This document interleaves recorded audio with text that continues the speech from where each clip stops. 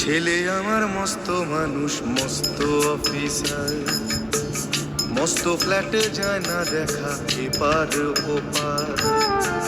ছেলে আমার মস্ত মানুষ, মস্ত অফিসার, মস্ত ফ্ল্যাটে যায় না দেখা এপার ওপার। নানান রকম জিনিস আর আসবাব দামি দামি, সবচেয়ে কম দামি ছিলাম একমাত্র আমি। ছেলের আমার প্রতি অগাধ সম্ভ্রম, আমার ঠিকানা তাই বৃদ্ধাশ্রম।